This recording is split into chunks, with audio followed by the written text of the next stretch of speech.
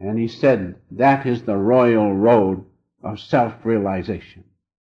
To live, to be dependent on no one, to earn your living, but in your own secrecy. Practice contact with God. Practice communion with God by right meditation and prayer. That's self-realization. That's self-realization with dignity, becoming children of God.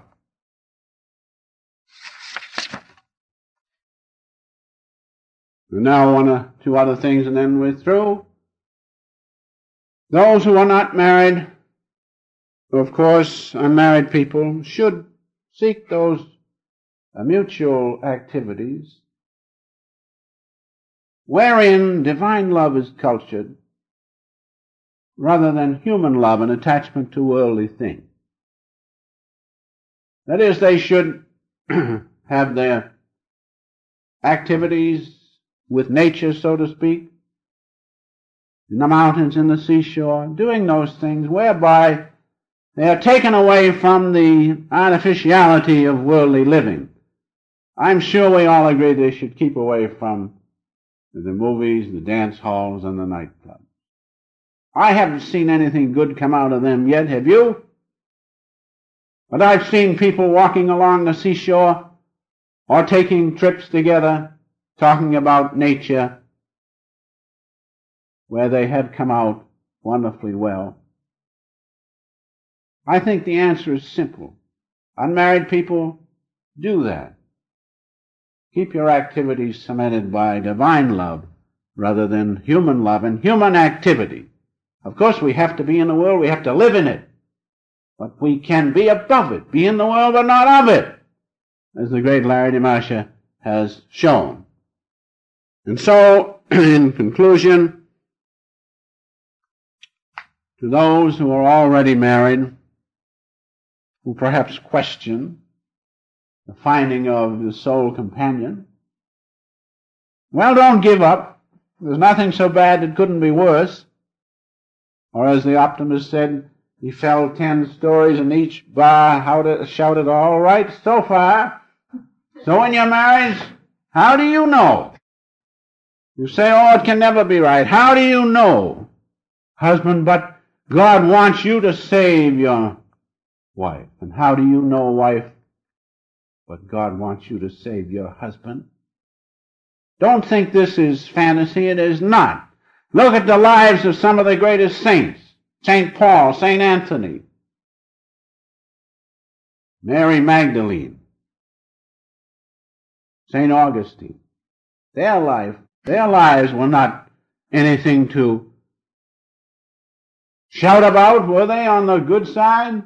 Read their lives. But look what they became. Look what they became. Why? Because they somehow got hold of the omniscience of God. They somehow united their consciousness with the presence of God within. And so each one of us who are married, how do we know? But it is our lot to save our mate. The same omniscience is in your mate as in yourself. The same omniscience was in and is in those great saints of the world, St. Paul and the ones I have mentioned. The only thing is it became dynamic to their consciousness. And so realize, do not give up. Do not feel, just because it hasn't been successful so far, the omniscience of God is in you and in your mate right now. Don't give up. Make the connection with God. Make contact with Him. Ask Him to come into the lives of both of you. And if He comes in, as God is supreme, all things must come out right.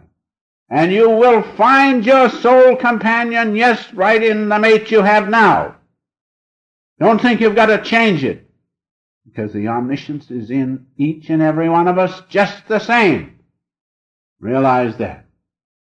Find your soul companion in the omniscience of your mate.